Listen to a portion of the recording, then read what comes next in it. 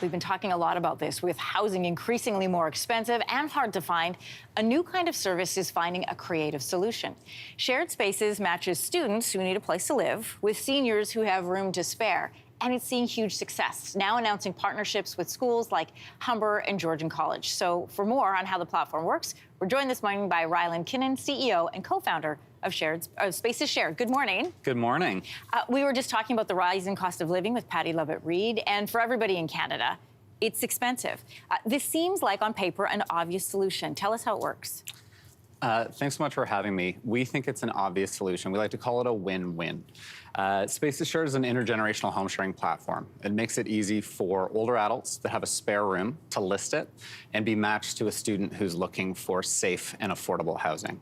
It's an end-to-end solution where they match in the platform, they meet in the platform both by message, by video chat, they enter into a home share agreement, and they make and receive payments. What are parts of those home share agreement? That's the piece that's interesting. So the home share agreement, there's two ways that a host can choose to rent out their home or their spare bedroom. They can choose just to rent the room, or they can apply what we call a helper's discount, where they can ask for up to 5 hours of help per week with basic household tasks like taking out the garbage, basic light household cleaning, clearing up leaves, clearing snow. And when a host asks for that, the platform automatically applies a 5% discount for every hour of work they're looking for on a weekly basis, up to 5 hours of help per week. I really like this idea. I did something similar in university. I did an exchange of walking their dogs 3 times a week for affordable rent. But we've done stories here on Your Morning about student exploitation around work, in particular foreign students, and vulnerable seniors. So what safeguards are in place for each party when they sign up for an agreement? It's a great question. So first of all, everyone on the platform, we verified their identity. For students, we verify a government-issued piece of ID, and also we require proof of acceptance or enrollment at the post-secondary institution.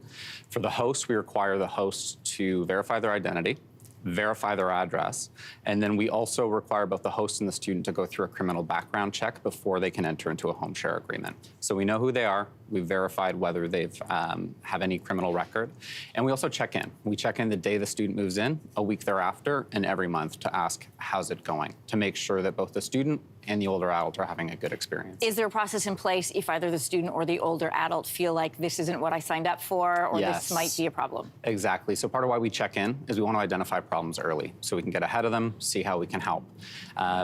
If there is an issue that comes up, we expect the host or the student to reach out to our customer success team and say, hey, I'm having an issue. We would get involved, understand both sides, and then work with them to either resolve the issue or help the student find another piece of accommodation. And this just isn't on paper. This is actually happening. So what kind of response are you hearing from students? It's actually happening.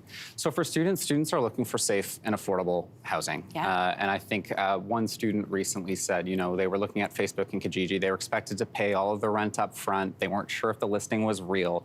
They were excited about Spaces Shared because they got to meet the host, they got to see the home. They knew that we held their payment until they moved in, so there was no chance of them getting ripped off or scammed, and that's really important. And what was most beautiful about what the student said is they see their host as a mentor. It's an international student. They're coming to Canada. They've never been here before. They're trying to understand what it's like to live in Canada, what are our cultural norms.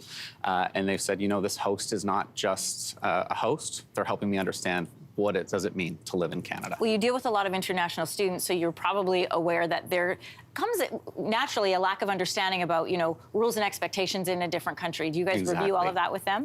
So we're working on building out a resource section that helps international students kind of get those basic pieces, understanding rules, expectations, et cetera.